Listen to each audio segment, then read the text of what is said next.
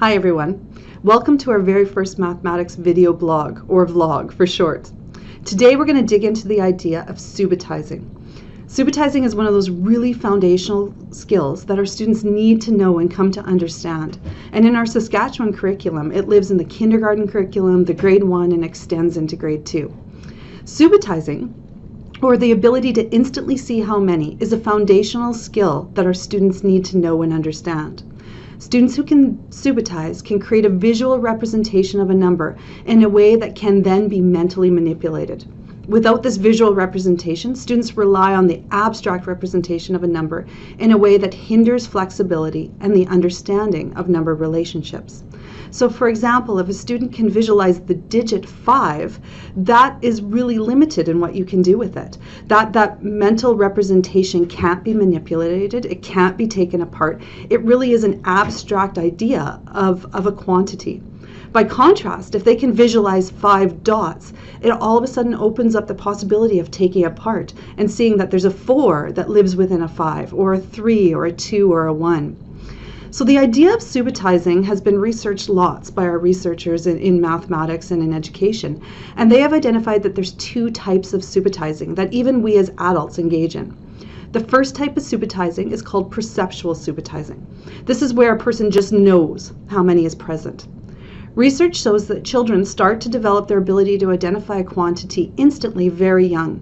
Some research studies have shown that students or children as young as 2 years of age can perceptually subitizing. However, perceptual subitizing is limited to quantities of 5. After that, it becomes really difficult for individuals to subitize instantly. Instead, we start to use the relationships between quantities to help us know how much is there. This type of subitizing is called conceptual subitizing. We use the concept to come to an understanding.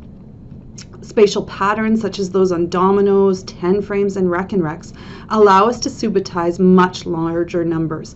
And we use those tools like 10 frames or recs to really put the numbers in a pattern that we can easily see and recognize. That is why being able to use some of those subitizing tools can really be helpful for kids. So one such tool can be a rec, where students can start to see that this is 5, and they can unitize the idea of this as 5, and then counting on becomes so much easier. Conceptual subitizing must be learned by our students to develop number sense. Our classrooms need to become spaces where number sense can be fostered and developed through a variety of different experiences.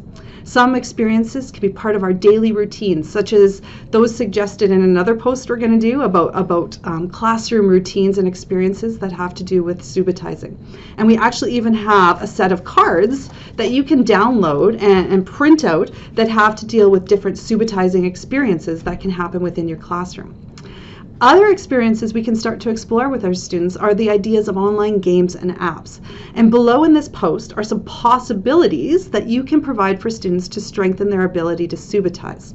I have kind of curated a list of possible online games that really support subitizing, as well as possible apps you can download to put on iPads.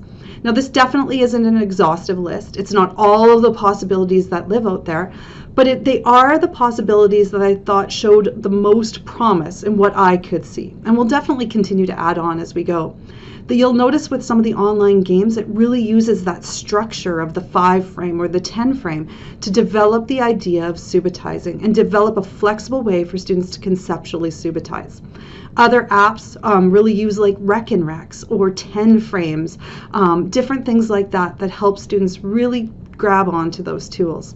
By providing a whole bunch of experiences for our students, some that are games based, some which are classroom routine based, and some which could be online, we are always looking to strengthen our students' ability to subitize and create that foundation for later work.